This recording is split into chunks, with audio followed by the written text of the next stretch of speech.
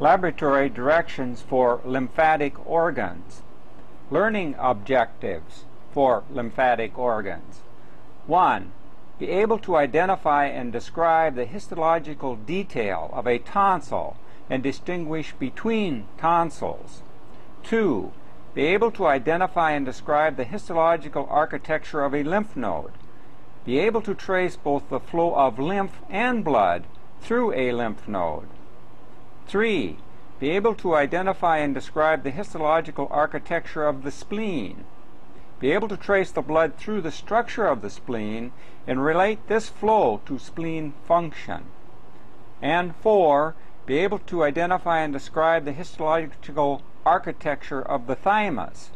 Be able to relate the structure of this lymphatic organ to its function.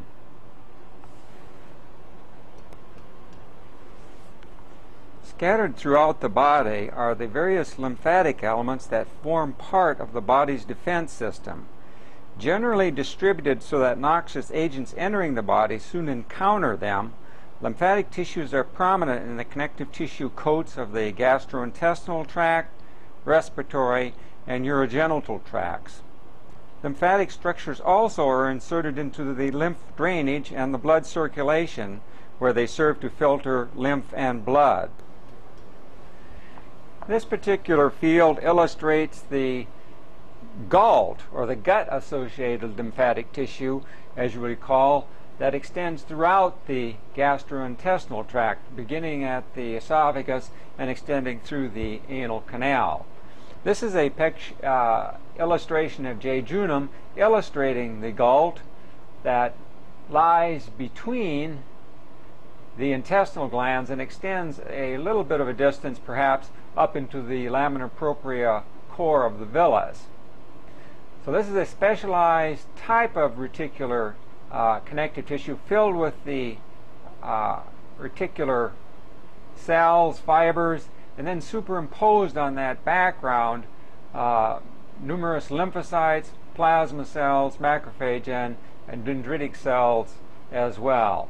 So this is the GALT, the diffuse form of the GALT, or GALT, our gut-associated lymphatic tissue.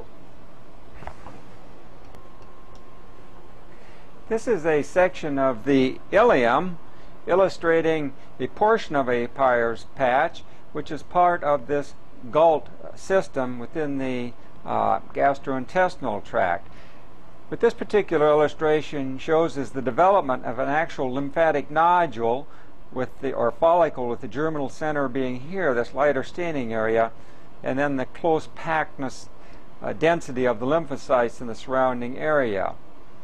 Then we run into more diffuse type of lymphatic tissue here, and then with another nodule, though poorly illustrated, occupying this area here, and just a nick through perhaps a germinal center appearing here.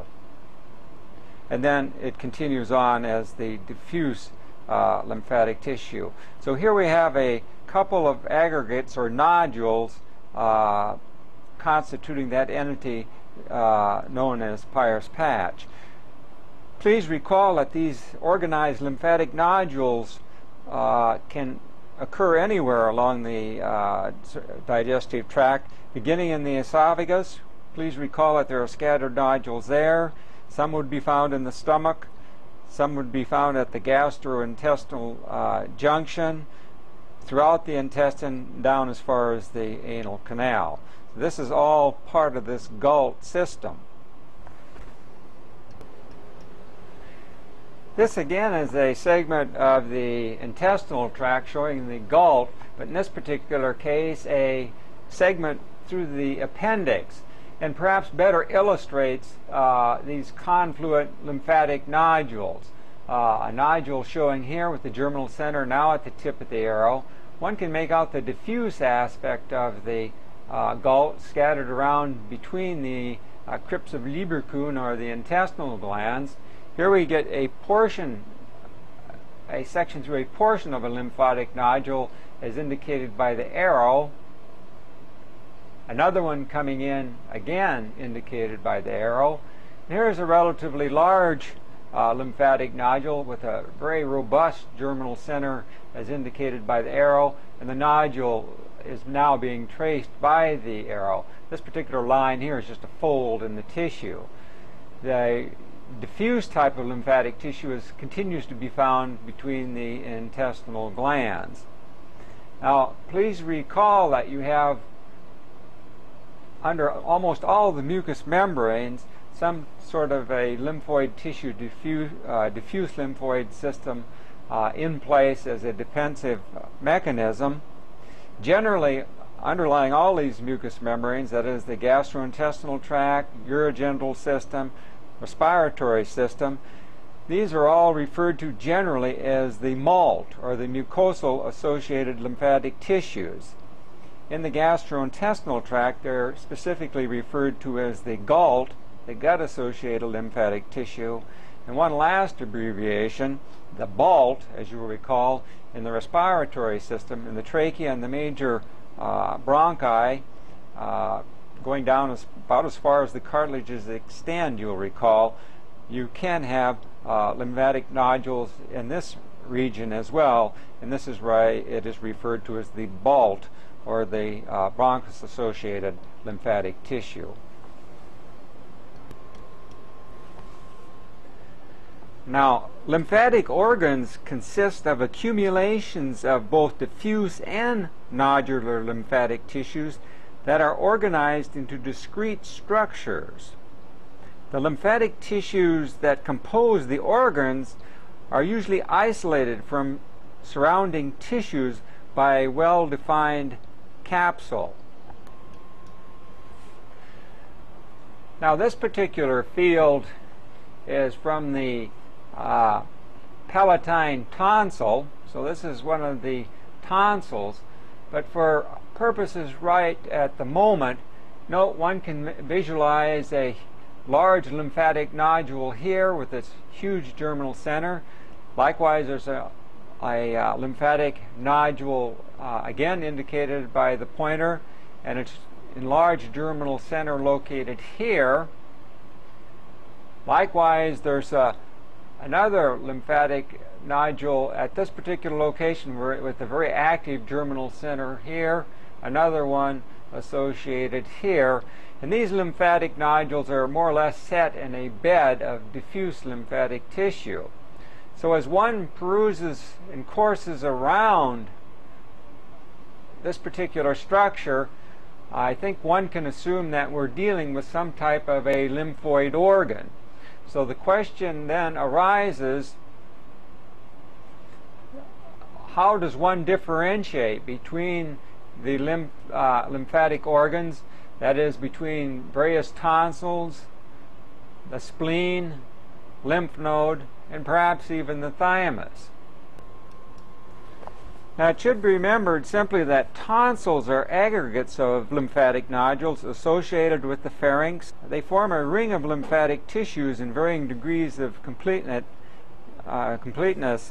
that is present at the entrance of the esophagus and the respiratory tract, really, and are found in the oropharynx and nasopharynx, and perhaps even at the base of the tongue as the lingual tonsil.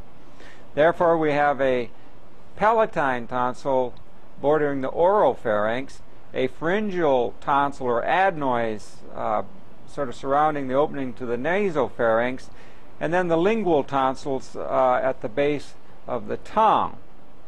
The important thing to remember is that these lymphoid aggregates, that is the tonsils, which are partially encapsulated,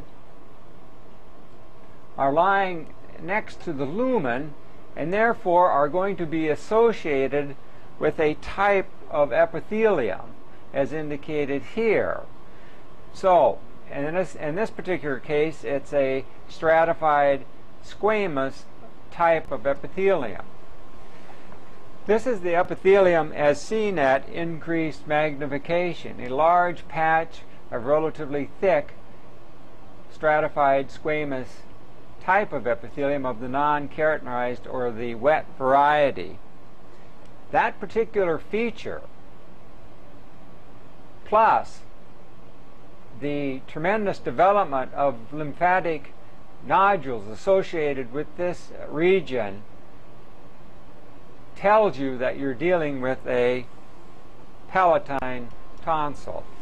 This is the palatine tonsil seen once again with the scanning objective just coursing around it. Those two features, a confluence of lymphatic nodules associated with an epithelium, in this particular case a wet, non-keratinized, stratified squamous type of epithelium, tells you almost immediately that you're dealing with the palatine tonsil. We're just going to course around the tissue, keeping the epithelium in the corner and looking at the development of the lymphatic nodules, which is rather tremendous. Now, occasionally you run into structures such as indicated here that are filled with detritus and a bunch of debris. These are actually infoldings from the surface epithelium called crypts that extend all the way down to the base of the capsule. And we will see that the lymphatic nodules line up along these crypts, and they're actually surfaced by a continuation of the epithelium down into and lining the crypts down into the tonsil. In this particular case, the epithelium is so infiltrated by lymphocytes that it's pretty difficult to distinguish. So let's continue to course along the external surface. Here we can actually see one of the crypts entering in from the surface, and I'm outlining it and indicating it by the arrow. And you can see that it goes down a considerable distance into the tonsillar structure itself. As a matter of fact, we're down near on its basal surface looking at the capsule of the tonsil. Remember, the tonsil is only partially encapsulated. It's only along its basolateral surfaces, and that the luminal surface is going to be covered by not a capsule, not a connective tissue capsule, but by the covering epithelium wherever it is. And here we can see some compound tubular alveolar gland, just some pharyngeal glands just beyond the connective tissue capsule of this particular structure. Then we have some more lymphoid tissue there. So this is a lengthwise cut through one of these crypts. If one looks right here at the edge of the arrow, one can make out a stratified squamous non-keratinized type form of epithelium. All of these features indicate that this lymphoid structure or organ that we're dealing with here is the palatine tonsil.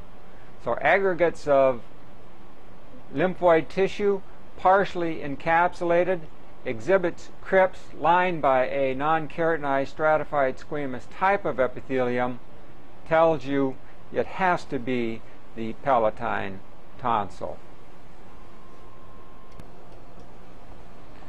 Once again, this field represents a concentration of lymphatic nodules, one shown here, with extraordinarily active or hot germinal centers, and then the little cuff of lymphocytes. And once again, note that it is lined or covered by or surfaced by an epithelial type. This tells you immediately that you're dealing with a tonsil of some variety. However, as we course along, look at this particular epithelium in particular. It is not a stratified squamous type of epithelium, but indeed looks like a pseudostratified columnar type of epithelium, indicating that this tissue was taken from the nasopharynx. Therefore, it should be an adenoid or a pharyngeal tonsil. The epithelium seen at an increase in magnification strongly suggests that yes, indeed, this is a pseudostratified columnar type of epithelium, and if one went down at increased magnification, cilia would even be observed. This is an interesting case because if one peruses or moves along a little bit further, where there's more of a lymphocytic infiltration of the epithelium, note that the epithelial surface has changed to a stratified squamous type, and indeed as we go over to this particular region, it is indeed lined in part by a stratified squamous type of epithelium. This is not unusual, particularly in people with chronic allergies, postnasal drip, aging, chronic smokers. You get a metaplasia of the epithelium going from a pseudostratified columnar epithelium, as is shown here. It'll become metaplastic and transform into a stratified squamous type of epithelium. So once an epithelial surface is located, the entire surface should be looked at, and if one finds groups or islands of ciliated pseudostratified columnar type of epithelium, one can indeed assume that it's from a pharyngeal tonsil or adenoids. Here we can see once again it's metaplastic and has changed in its epithelial lining. So one has to be a little bit cautious when examining the epithelium, course through and examine the entire surface, and then look at the epithelium lying in crypt. Oftentimes the epithelial surface within the crypt is somewhat protected from those events on the surface, and that will give a good indication of what the true epithelium associated with the lymphatic aggregate is, and then one can determine specifically what tonsil one is dealing with.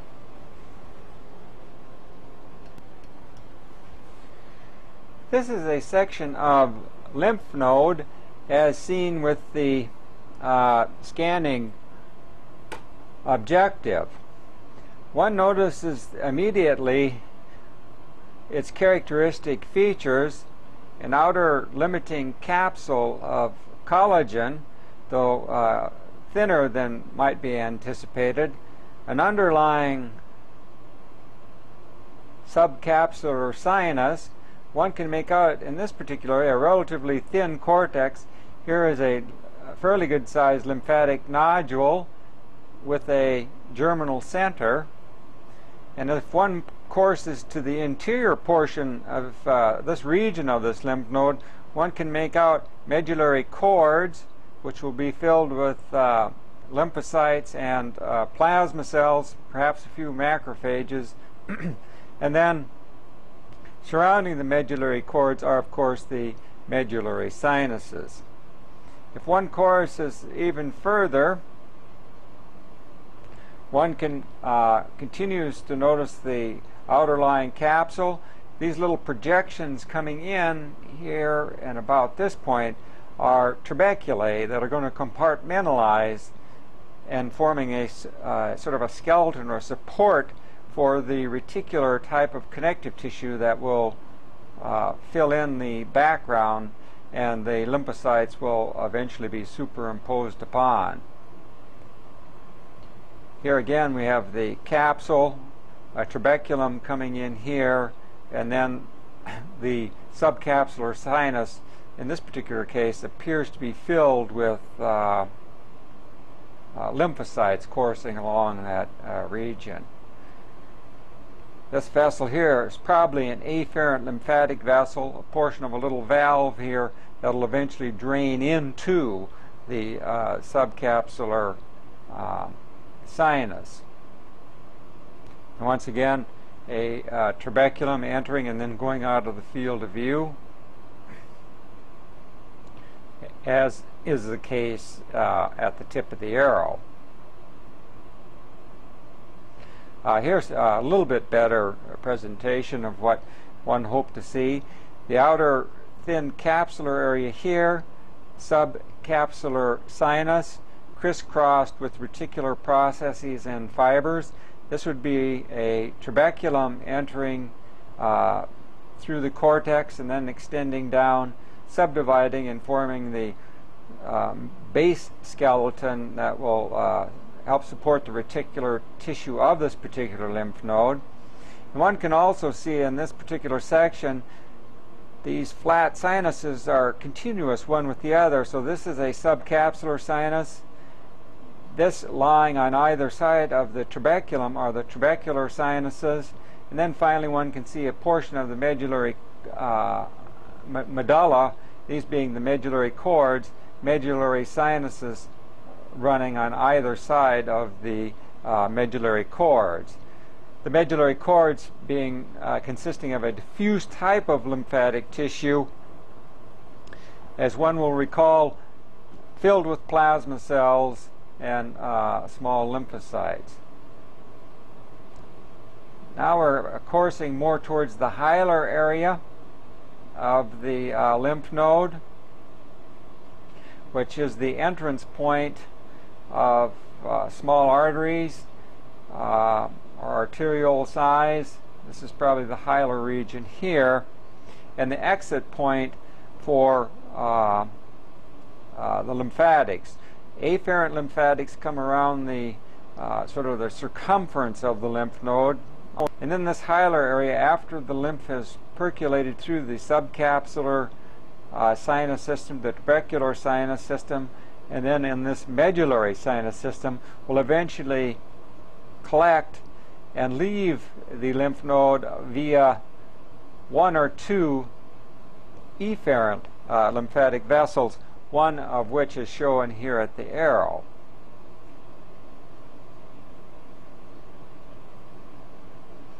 And then this will repeat itself again and again.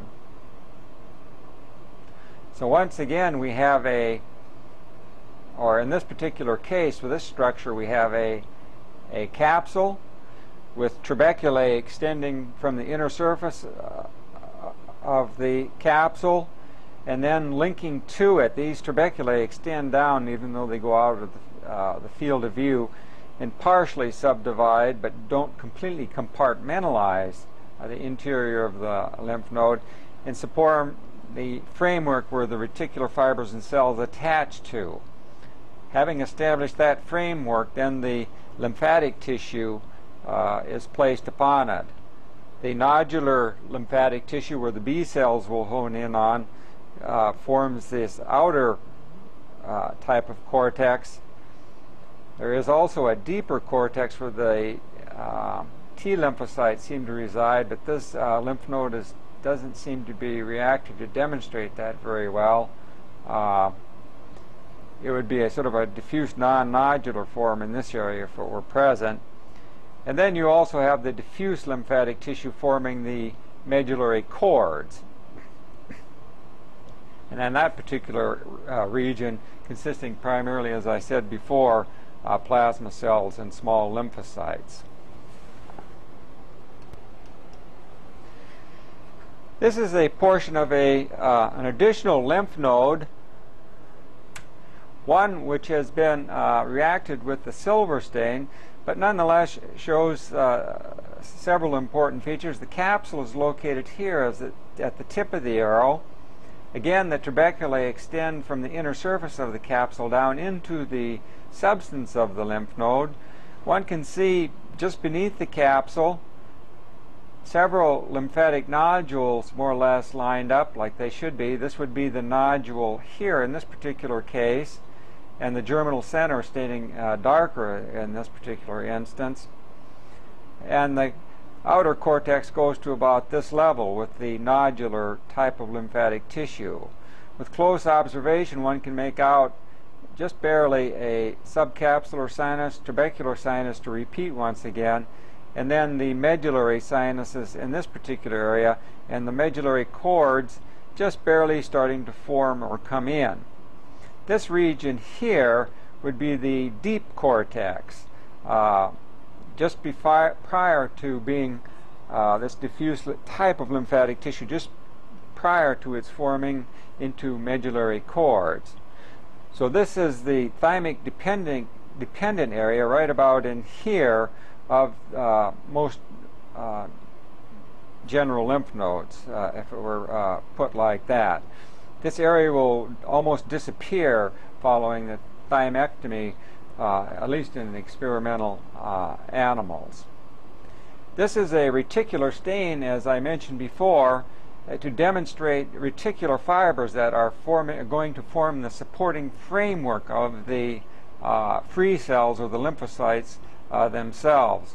And it can be demonstrated quite readily if we examine this particular preparation at increased magnification. This is a region of diffuse lymphatic tissue as seen at increased magnification and treated with the reticular stain, or the silver stain, showing the reticular fibers which stain black and form the stroma of this particular organ, with the parenchyma being the small and medium-sized lymphocytes that form the parenchyma of this particular structure. So one gets a much better idea by using some of the special preparations to demonstrate some of the features, these features of the lymph node. This is a region through a medullary sinus, showing just at the very edge, just a portion of a medullary cord, now indicated by the arrow. But what one is trying to demonstrate here is the sinus system as seen at increased magnification. Now it makes little difference whether you're in the subcapsular sinus, along the trabecular sinus, or in the medullary sinus. They're all pretty much constructed the same way. This particular field shows some of the reticular cells quite well, one shown here, one here, one here. Remember, these particular cells are nothing more than modified fibroblasts that are specifically modified or function to produce and maintain reticular fibers. And so across this sinus space, in this case a medullary sinus which is coursing, let's say, in this direction, one will see that it's crisscrossed with fine processes of these reticular cells, and within are sort of forming a round. The cytoplasm is actually around a fine reticular fiber that's bridging this gap, or these sinusoids. So as the lymph flows through them, they form these little eddies. They have to go over and around, and it breaks up the flow to slow down the flow through the lymph nodes. And it's really not a flow like one would see in a channel, such as one of the vessels, but it more or less oozes through these lymphatic sinuses, so it can be more carefully and thoroughly monitored. Now, as one will recall, numerous macrophages are found within this medullary sinus system, and will actually phagocytize and take up particulate matter. Obviously, there are numerous small lymphocytes that are also flowing through, though most are housed within the cords, the medullary cords, which are absolutely filled, as one will recall, with plasma cells and small lymphocytes. If we just go up to and look for review purposes in the structure of this medullary cord, one can see the numerous plasma cells. You recall this is one of the places that they were examined in detail, as well as the few scattered lymphocytes and macrophages as well. The main feature was to demonstrate how broken up this channel is, the sinus system, and it's crisscrossed by these reticular fibers and overlying reticular processes of the reticular cells producing and maintaining them, and how this flow of lymph through these channels sort of percolates through, and how closely it can be screened and monitored, both for particulate matter and for antigens in this particular region. Now, it makes no little difference whether we're looking at the subcapsular sinus, as I mentioned before, the trabecular sinus or the medullary sinus, they all have this same structure that breaks up this flow, and there's it need not be demonstrated any further in this particular exercise. This once again is the hilar region of a lymph node, or at least pretty close to it, seen with the scanning objectives. Two efferent lymphatic vessels here, one which appears to show a bit of a valve there. Unfortunately, there are no blood vessels in this particular area. We just have a lot of disrupted blood. The vessels were probably torn when this lymph node was gathered. Nonetheless, as we go into the medulla, realizing that even though this is an organ that actually filters the lymph fluid, it's large enough and needs its own vascular supply. The arteries, small arterial size, will enter at the hilar area, enter into the substance of the lymph node, and likewise small veins will drain and exit through this hilar region. That's the usual pattern of flow. Now, as one enters into the substance of the lymph node itself, and if we stop and at this particular field here, one can see that the small arteries, about the size of an arteriole or maybe a smaller caliber artery, make their way into the substance of the lymph node by coursing within the trabeculae, which are shown scattered out and form this inner supporting framework. They come from both, as you'll recall, the inner aspect of the capsule and extend up from the medulla or the hilar area as well. Here's an exiting small vein, again within this trabecular system. The vessels then will run up, as one can see here, through this system, leave the trabeculae as a series of capillaries, form loops, and then come back down, the capillaries forming then venules, and these venules will then coalesce, combine with one another, and then enter trabeculae, and the process reverses itself down to the hilar area. Now, in the region of the deep cortex, which would be right along in this region, the venules assume a rather unusual profile, and I don't know whether we'll be able to demonstrate in this particular lymph node or not, in that the lining endothelium in the deep cortex becomes rather exaggerated to form either a cuboidal or a columnar type of cell lining, and these are called postcapillary venules and are characterized by this very tall lining endothelium.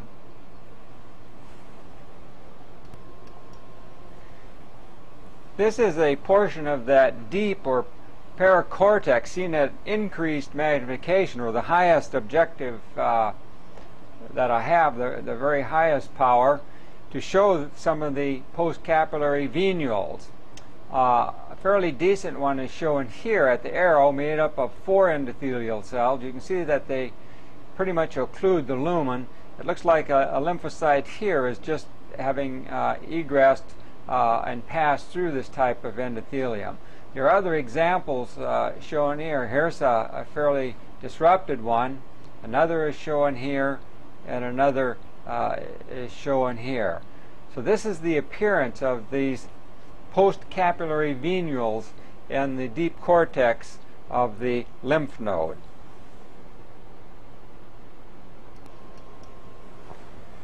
This is the region near the capsule of a lymph node taken with the intermediate objective, simply to illustrate the capsule as indicated by the arrow, the subcapsular space or sinus now indicated by the arrow, and then a very prominent lymphatic nodule that illustrates quite well its organization. The nodule extends out about this far. I'm trying to trace it with the pointer, set in a little bit of diffuse connective tissue, but what is so well circumscribed is a very active germinal center, which extends about this far. You see it's very, very well circumscribed in this particular case. So it's a very, very active lymph node. And then as we go down into this region here, this would be the deep or paracortex, and then finally moving into the medullary region here with the medullary cords indicated here, and then the medullary sinuses as indicated by the arrow.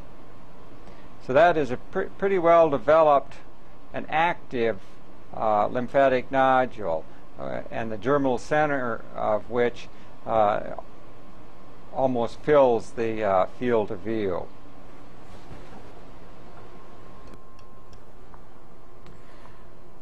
This is a second of another of the lymphatic organs, the spleen. Please recall that the spleen, unlike the lymph node, does not consist of a cortex and medulla, but is divided or segregated into two major subcomponents, the white pulp and the red pulp. The white pulp refers to the accumulations of lymphatic tissue and stains of basophilic color because of the huge concentration of lymphocyte nuclei associated with it. And then the red pulp, which is a diffuse type of lymphatic tissue rather than a more concentrated nodular form, and it is, because it's associated with the venous component, absolutely filled or suffused with red blood cells, the erythrocytes, giving it the reddish hue or color. So that is a major distinction.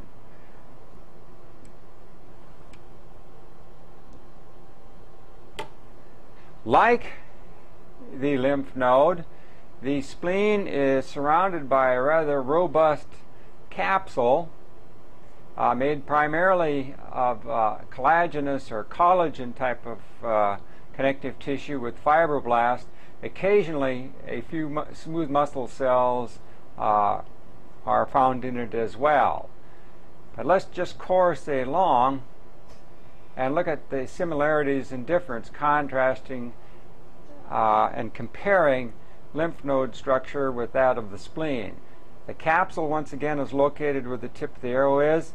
Like the lymph node, the spleen has rather large trabeculae, these big bars of connective tissue. One is just coming into the field here, just a little cut portion of it, then it goes out of the field, and they will extend to the interior of the spleen.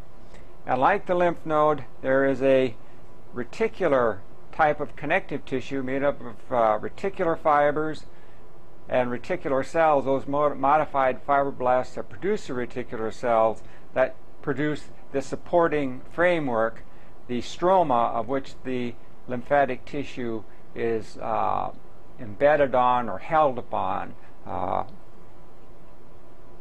This region here would be described as red pulp, white pulp showing here. If we course along,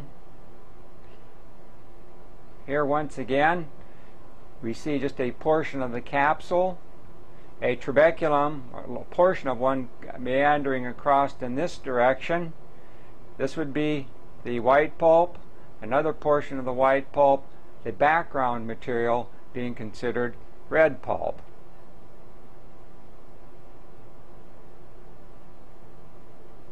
Another little portion of a trabeculum, we're just nicking it, coming from the capsule, extending inward to the interior of the capsule. And remember, strung across between trabeculae is this reticular fiber cell network that is going to form the stroma of this particular organ. a cross-section of a trabeculum here, a section through another trabeculum at this particular location.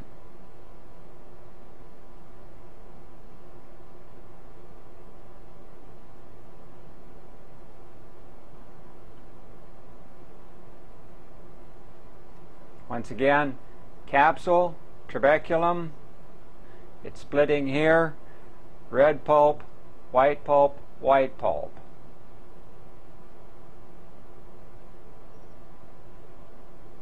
And here we get a bit of the capsule and showing a trabeculum extending a little bit further along.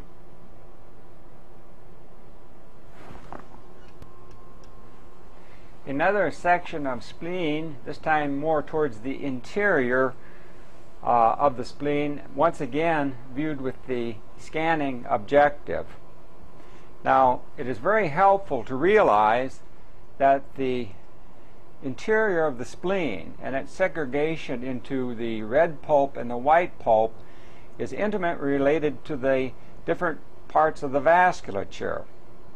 The white pulp is related to the arterial portion of the spleen, whereas the red pulp is directly related to the venous side and the sinusoids, the splenic sinusoids of the spleen.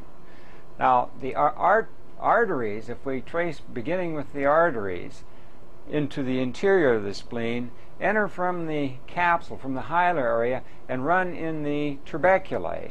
Here we can see a portion of a trabeculum and two small arteries approaching the size of a small arteriole within this trabecular framework.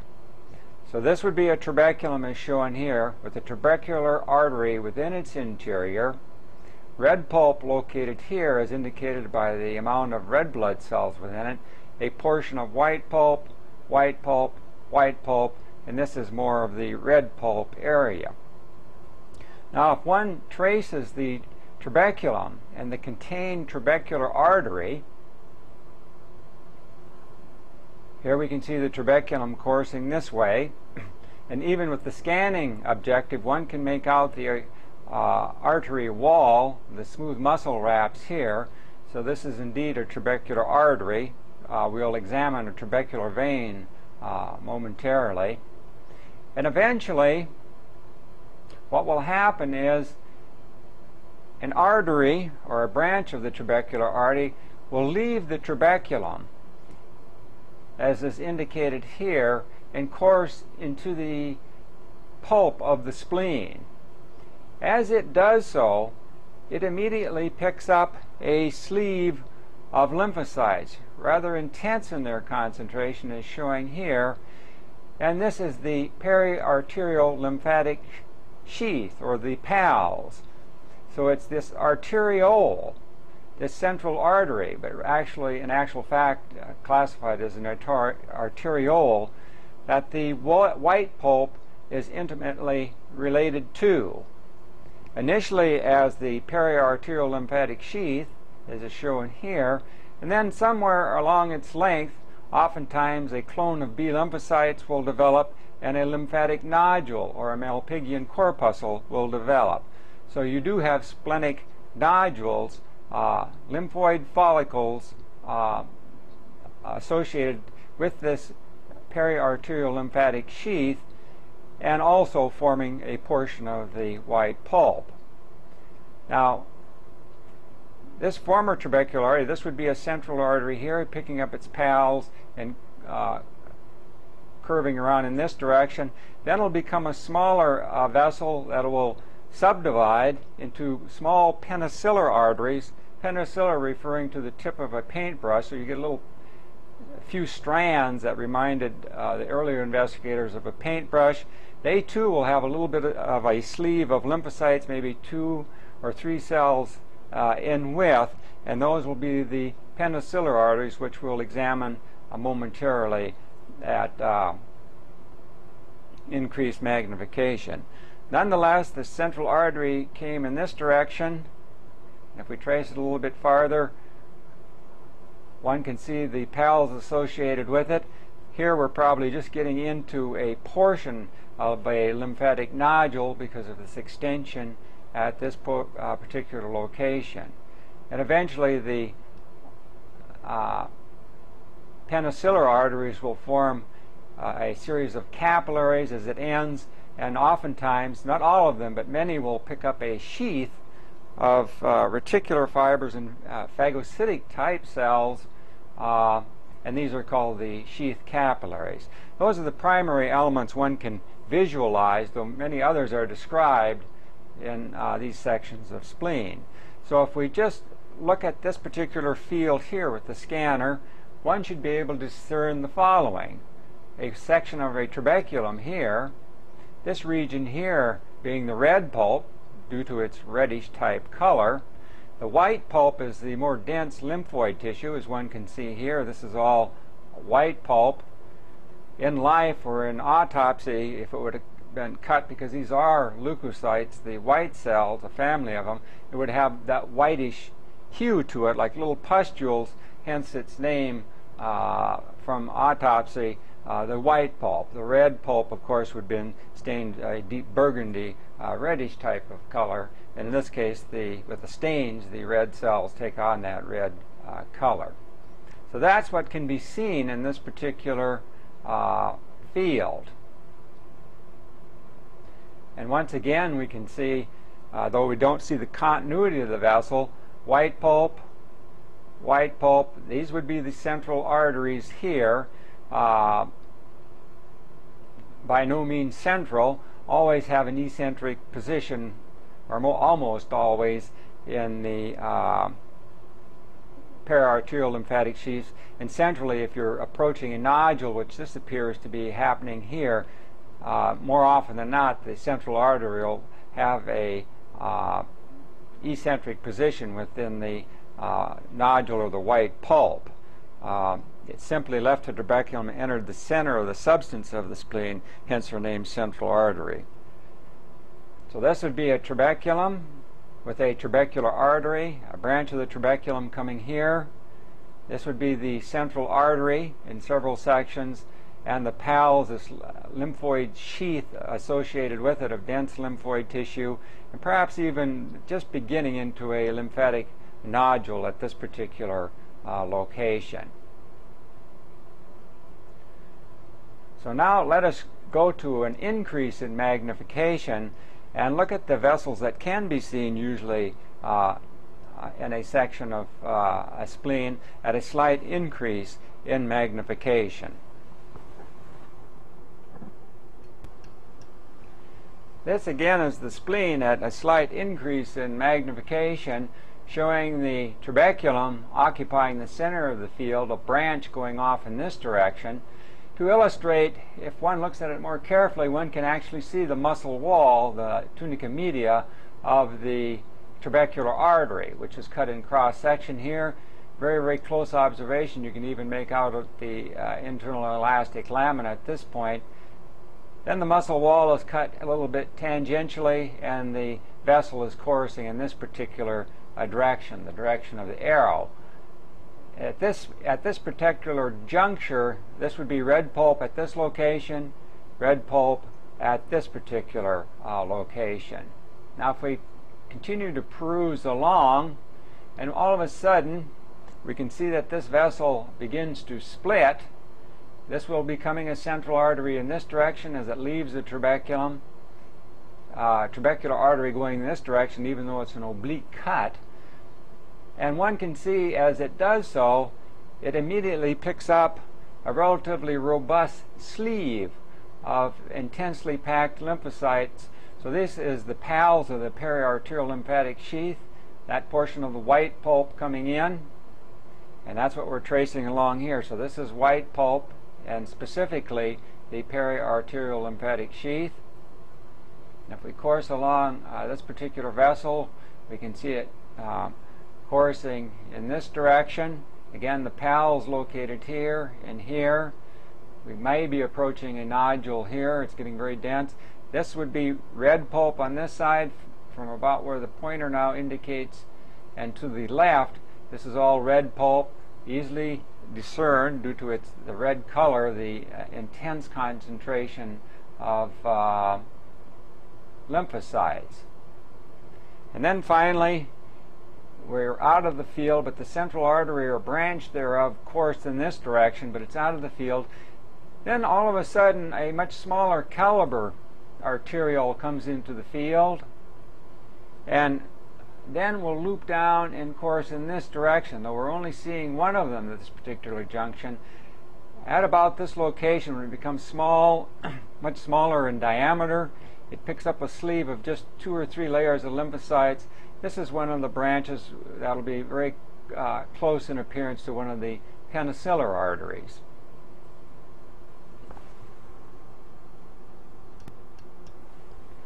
This once again is the spleen, as we're looking at the vascular, seen at a slight increase in magnification, with the para-arterial lymphatic sheath encompassing this area. So this is an area of white pulp, red pulp around in this area.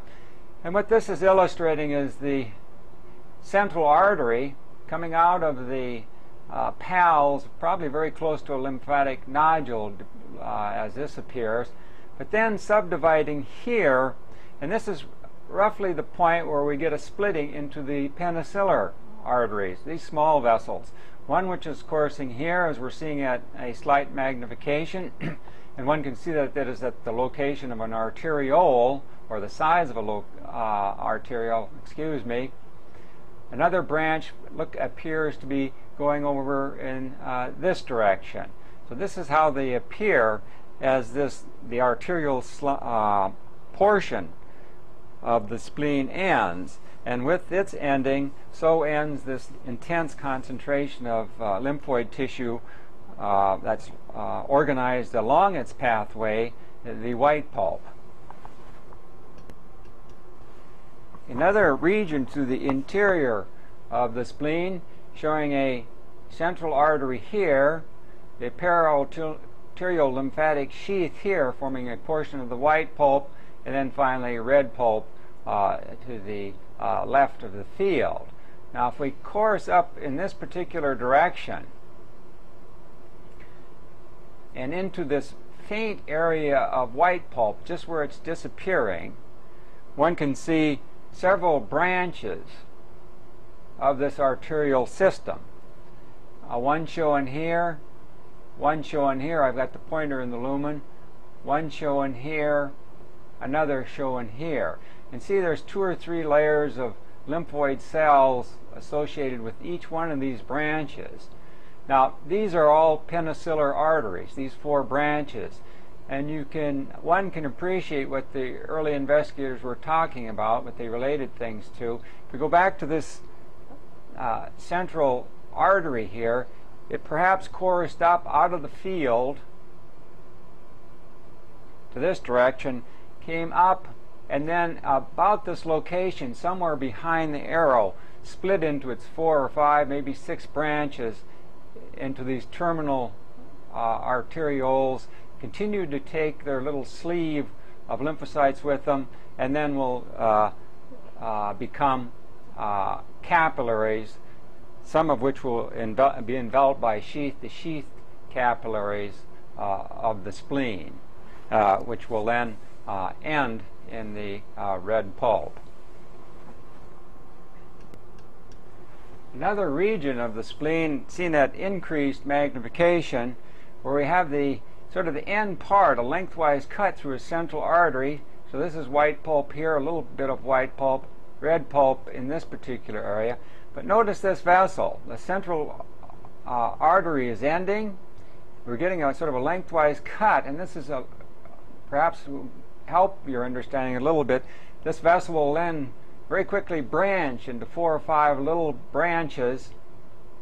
So these would be the penicillar arteries, still containing a little sleeve of 2 or 3 lymphocytes around them, and then will finally end in sheath arteries. And we'll take a little, this could be one down here, we'll take a little bit of time to look for one.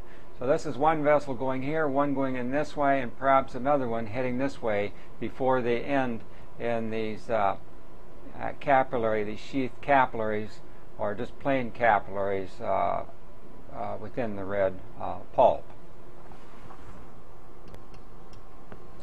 This particular field is taken at high magnification from the red pulp of the spleen, and what's being illustrated here is after the penicillar arteries lose their sheath, they too branch into a series of short capillaries, one of which is cut lengthwise along its axis, as shown here, coursing in this direction. These are the endothelial cell nuclei lining the lumen, and some of them are cut a little bit tangentially as we got through the vessel. Let me attempt to focus this in and out to get a better appreciation of this structure. So this is one of the capillaries as the arterial system of the spleen ends. Now, unfortunately, this one doesn't show a wrap of the sheath. These phagocytic cells and some of the reticular cells form an encapsulation or a sheath area around the external wall of these capillaries, hence they're called sheathed capillaries. We may or may not be able to find one of these to be demonstrated, but nonetheless one can see the caliber of how this portion of the vascular system ends, that is the arterial system. Now this is all red pulp on this side, red pulp on this side. The red cells are coursing within this diffuse type of connective tissue, and now the next problem that one will face is to find the beginnings of the venous side, that is the venous sinusoids of the spleen. Again, the interior of the spleen, looking at the red pulp, this is a poorly demonstrated one of the sheath capillaries. You can see the minute lumen and then just a little bit of a reticular sheath around it. This gives you an idea, however, what these particular structures look like. Now, the last thing one should look for before leaving the examination of the white pulp is look for the marginal zone. A small zone, very obscure. One looks for elongated fibers and nuclei of fibroblasts, is when I'm trying to point these out, that forms the boundary, or the margin as its name indicates, that sort of demarcates or separates the white pulp, which is shown to the left, and the red pulp, which is shown to the right. One will see a very fine organization along that perimeter, and this is how it appears. Extraordinarily vague, but nonetheless it is there. And this is what one looks for, is these elongated nuclei and a few strands that separate these two arenas of the spleen. This is that same marginal zone seen at high magnification. This is the region we're trying to indicate to you, is these elongated nuclei and little fibrous strands that form this boundary. It extends from here, where the arrow now indicates to this location, sort of a interface between red and white pulp. There's a definite organization along this boundary between the two pulps, but it's very obscure and difficult to visualize in section. But nonetheless, this is what one is talking about when they're referring to this marginal zone between the red and white pulp.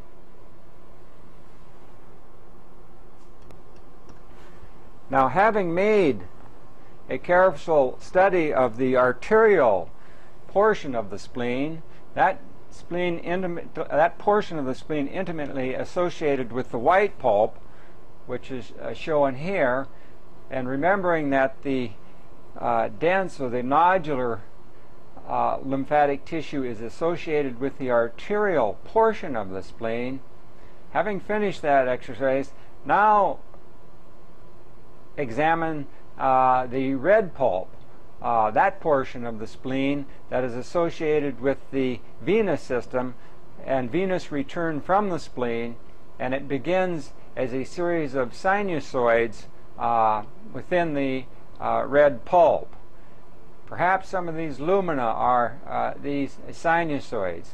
It is a difficult exercise, particularly if the spleen is suffused with erythrocytes, which it usually is, but with a bit of persistence one can usually find an area that can indicate where these sinusoids are, and one can trace the migration of the erythrocytes and leukocytes through this diffuse lymphatic tissue that forms the background or the splenic cords within the spleen, and watch these cells enter into the lumina of the venous sinusoids. So that is the next exercise, and we'll look for an area that hopefully will illustrate these features.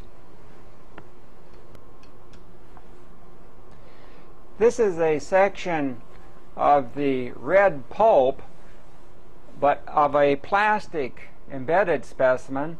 I chose to use this one for demonstration purposes because it so much more crisply illustrates the sinusoids in the red pulp of the spleen.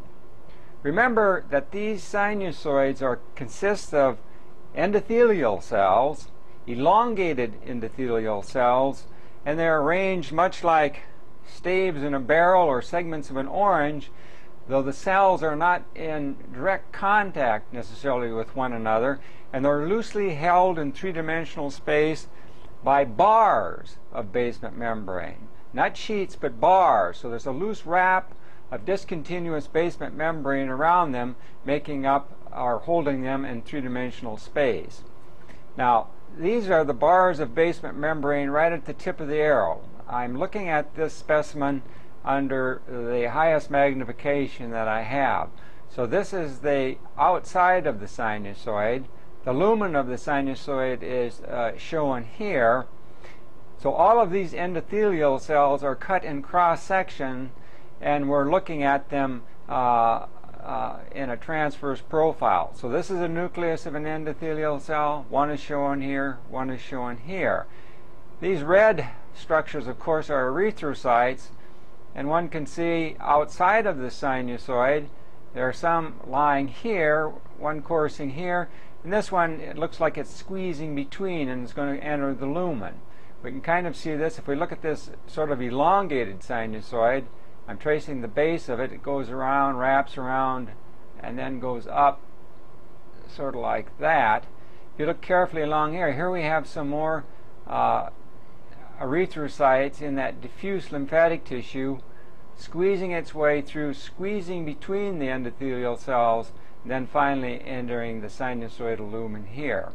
So each one of these structures, and one can make out just a little wisp of the indicated by these bars of basement membrane, making the perimeter or the outline of these sinusoids a little bit more easily to visualize. Here we can even make out a couple of beads, these little bars of basement membranes, how they really appear.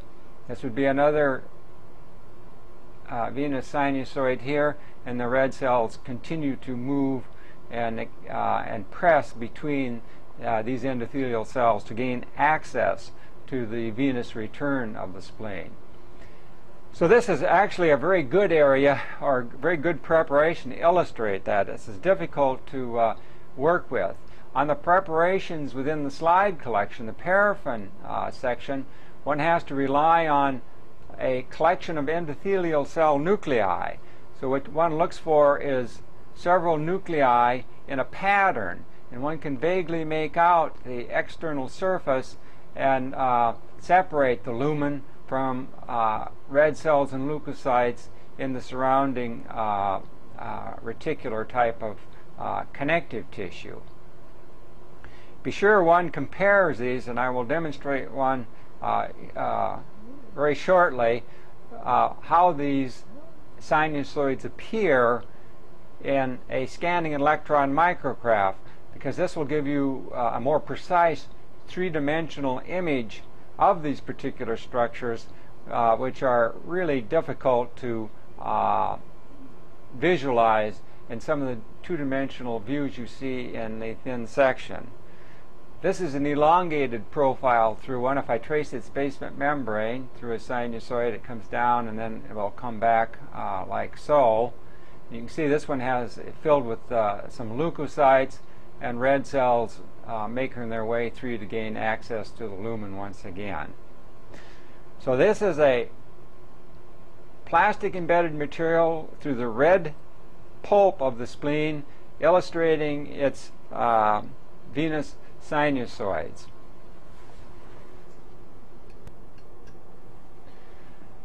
This is an artist's depiction of one of the venous sinuses or sinusoids from the spleen. And what this particular line drawing illustrates quite well are the stave-like endothelial cells. So these endothelial cells are organized more or less lengthwise to one another, separated by spaces, and are united in three-dimensional space by these bars of basement membrane, as indicated by the arrow. Most often when one views these in sections, that is the sinusoids, one gets a cut as shown here. And what one looks for, if the section were taken at this angle, is sort of a ring of nuclei with a bit of cytoplasm around the nuclei, and this space would be filled with red cells. And so one looks for a line of those nuclear profiles to determine the sinusoidal wall. It is indeed difficult when initially looking at the red pulp of the spleen. This gives a very good illustration of what the venous sinuses in the red pulp of the spleen are visualized to look like.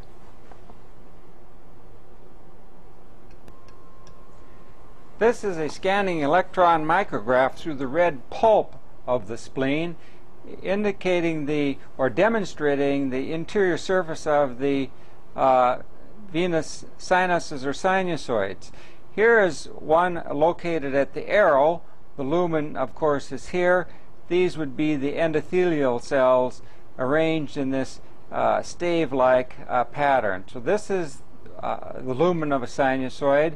Another sinusoidal lumen is shown here. It's coming out of the field, it courses and then goes down in this direction. Another branch, continuing branch, goes up in this direction. This material here are all lymphocytes, red cells, and a reticular connective tissue. So this is the substance of the red pulp, that diffuse reticular type of tissue, and located here as well. And so the red cells, such as here, would be coming from the outside and then squeezing through this sinusoidal wall to enter and collect into the lumen of the venous sinus of the spleen. So this gives a very good example of the endothelial cells, how they're arranged in these particular venous sinuses in the red pulp of the spleen. A portion of a wall of one of the venous sinuses in the red pulp of the spleen as seen at increased magnification.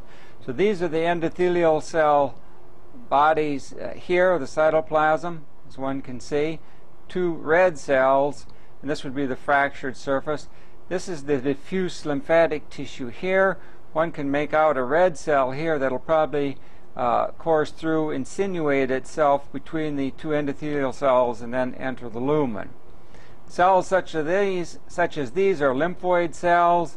There are also numerous macrophages, of course, in this surrounding diffuse lymphatic tissue to take out the worn out or damaged red cells and leukocytes as well, as this is where they're going to be screened out and gotten rid of at the end of their lifespan.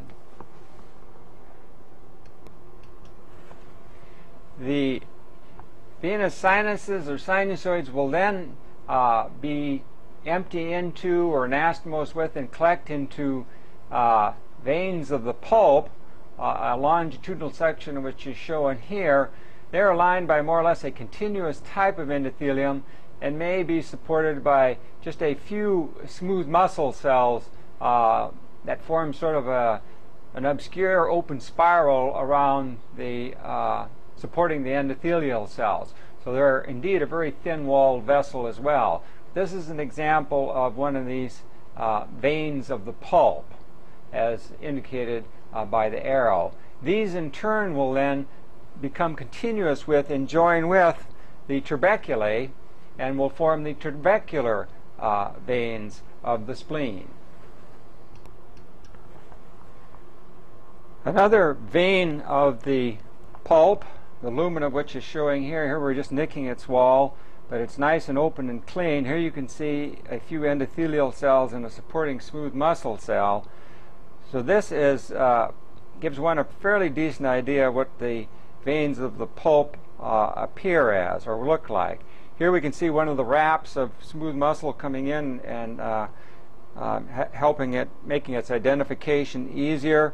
And one can also see the endothelial lining, the continuous endothelial lining of this particular space. So this is a fairly decent example of one of the pulp veins. Remember, these are going to anastomose together, enter a trabeculum, and then will be referred to as the trabecular veins. This is another view of the spleen with the intermediate objective illustrating a trabecular vein. This is the trabecular wall here, and we can see it go out of the field. Note that in this particular case there's no smooth muscle wrap. It's more or less a fine endothelial line space, perhaps with a little bit of a supporting wall of the venous system. But by and large, most of the wall is made or consists of the trabeculum itself. Return and compare trabecular artery with a trabecular vein. And in the artery, one will definitely see the smooth muscle wraps associated with the trabecular artery. In this case, these cells or nuclei thereof are simply fibroblasts within this dense band of collagen forming the trabeculum itself. The vein is more or less an endothelial line space coursing within these particular structures. This is another of the lymphatic organs, a thymus, a section of a thymus, a fairly young thymus, perhaps from a juvenile individual. Note that it is readily distinguished or can be distinguished by an outer lying dark cortex, dark staining, and a centrally positioned lighter staining medulla. So in that regard, a cortex and a medulla, it is similar to the lymph node, and unlike the spleen, which was characterized by red and white pulp. The second feature to notice that this is the only lobulated lymphatic organ or structure where lobules can be discerned on the outside. Those perhaps weren't the best. Here would be more of a complete lobule with its cortex and a central extending medulla into the center of that lobule. And here you can once again appreciate that sort of lobular nature to this particular lymphatic organ.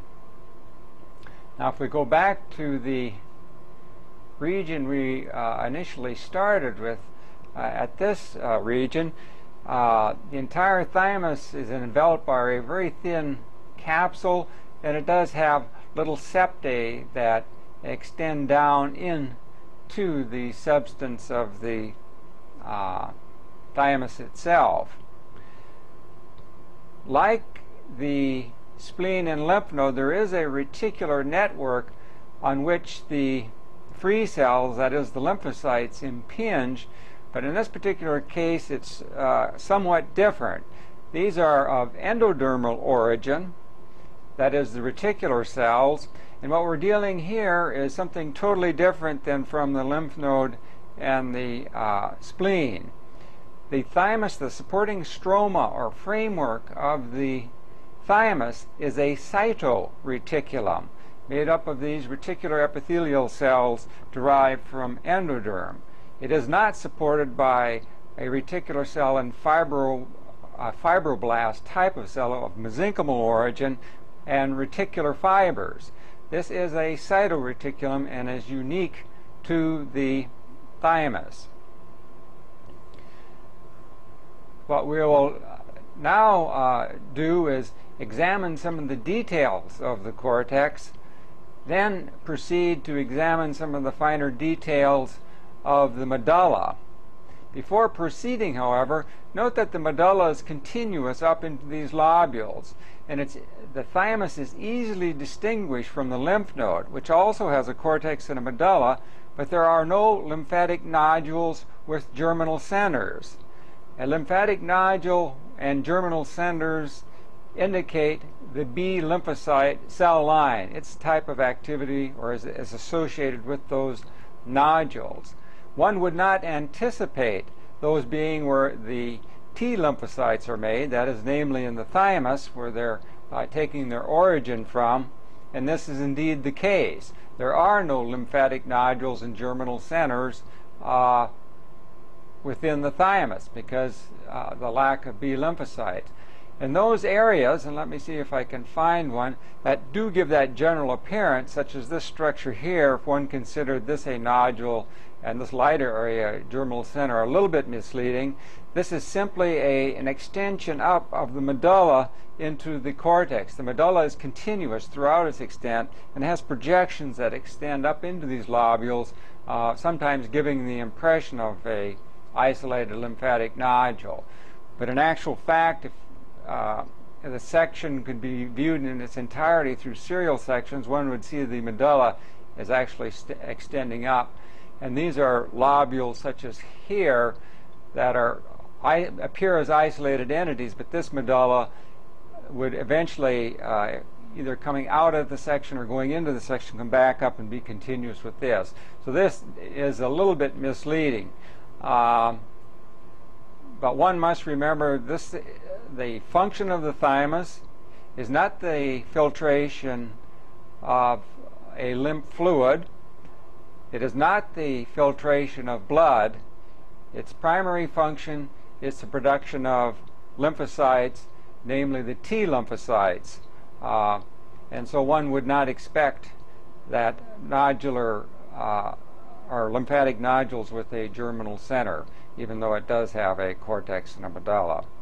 So now let us examine the cortex initially and see what microscopic features can be observed in that particular region.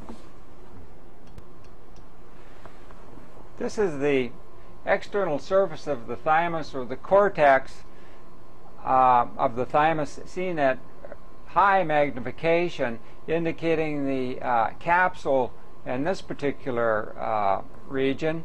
The outer regions of the cortical area of the thymus show a lot of blast-like cells or medium-sized lymphocytes. I don't see a lymphoblast at the moment, but one can get an idea of what large or medium-sized lymphocytes appear as.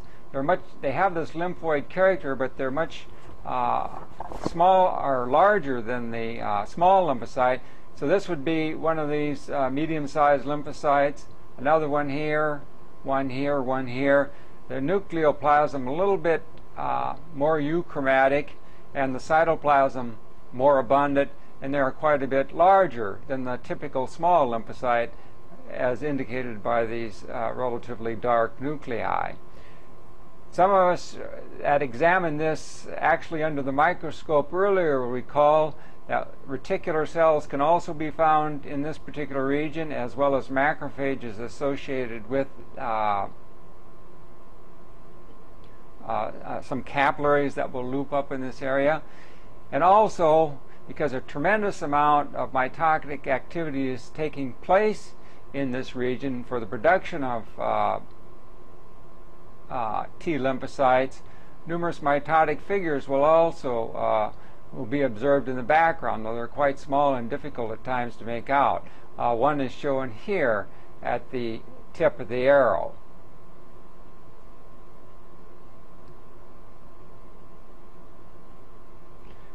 as we move deeper into the cortical area,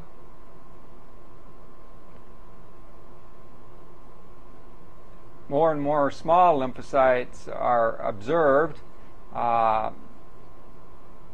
with the medium-sized and the larger ones becoming less abundant.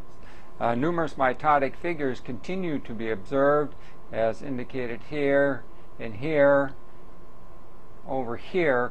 So a tremendous amount of activity has taken place.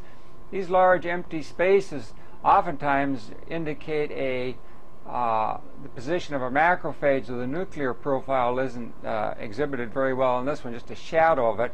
This is probably a lymphocyte that's been phagocytized. Considerable amount of cell death takes place in this region, as well as mitotic activity, as those self-recognizing lymphocytes that are self-recognizing, are taken out and destroyed by macrophages in this area. Another mitotic figure, another one here, so one can get a fairly decent idea of the tremendous amount of mitotic activity for the production of these T cells. And here's perhaps the edge of a macrophage nucleus, and then the remnants of a broken down lymphocyte within its cytoplasm. Cytoplasmic boundaries, perhaps, in this macrophage extend about thus far. These large light staining cells, such as here, here, and here, with a rather crisp nucleolus that's coming in, are those cells that belong to the cytoreticulum. One is just seeing their nuclear profile, and their cytoplasm is in the form of very thin processes or sheets that, in this particular section, are almost invisible, as they are sandwiched between this close compacted network of small T lymphocytes. Now, as one leaves the cortical region of the thymus and enters the medullary region, obviously the section becomes lighter. Some of the reticular cells, such as shown here, become more obvious because they're much larger cells. The nuclear profile stands out. It doesn't have the lymphoid character. And oftentimes the reticular cells will start forming into whorls to form thymic corpuscles or Hassel's corpuscles. Here we're just getting into the edge of one of those particular cells or organizations, showing reticular cells forming into these whorls. This perhaps is a little bit better one. So this structure here, starting to form some concentric whorls, is some whirling of this Hassel's corpuscle or this thymic corpuscle. The corpuscle extends from here to here, here to here. And they may be quite large, even becoming hyalinized or a little bit necrotic in their centers. Here's another portion through one of these Hassel's body. And here's one that's a little bit larger, a typical Hassel's corpuscle, and made up of this whirling up of the reticular cells. So if one studies the Hassel's corpuscles initially, looking at the nuclear profiles in particular and the light cytoplasm, their size, then using that profile or that information to go back up into the cortical or the medullary region, whatever region one wants to look for or examine reticular cells, this gives you an idea of the nuclear profile, which one to look for, because these Hassel corpuscles are made up of these whirlings of the reticular cells. That smaller whorl we initially looked at is located here. Here we can see some reticular cells that are forming part of the cytoreticulum. This again is the medulla of the thymus, seen at less magnification using the intermediate power, showing Hassel's corpuscles that are fairly characteristic of the thymus, or sometimes referred to as thymic corpuscles. Here are a couple of more in the medulla, and perhaps shows a little bit better the concentric whirling nature of these particular structures. Another one is shown here right at the tip of the arrow, and it's become hyalinized and maybe even a little necrotic in its center. So that gives you an idea of what these Hassel's corpuscles really look like. Now here are a couple more at this location, and another one shown here that looks like it too is degenerating somewhat. So these are the thymic corpuscles, or Hassel's corpuscles, oftentimes considered characteristic of the thymus. This is simply another Hassel's or thymic corpuscle, a very large one in the medulla of a thymus.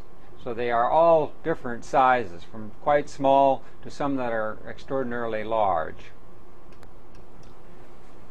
This is a paraffin section of adult human thymus. The capsule or limiting capsule is located in this particular area. So what we're looking at here is the cortex. Notice that it is not nearly as active in the production of T lymphocytes or small lymphocytes. And as one courses down towards the medulla, which one gets to very quickly, one can visualize once again several Hassel's corpuscles, or these thymic corpuscles, in the medullary area.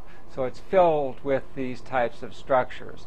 And then again we're coursing a little bit more along the medulla, and then go back out towards the edge, towards the cortex. You can see that in addition to becoming more fibrosed, though it's not visible on your screen here, an increase in fat deposition, one can definitely see that the number of lymphocytes is decreased markedly, though the thymus will continue to produce T cells throughout one's lifespan. It's just not as probably as active as it is in the juvenile and the later adult form of thymus. But easily recognizable by the appearance of these Hassel's corpuscles and a lighter staining medulla and an outer cortex. The features are still there, but a little bit more obscure.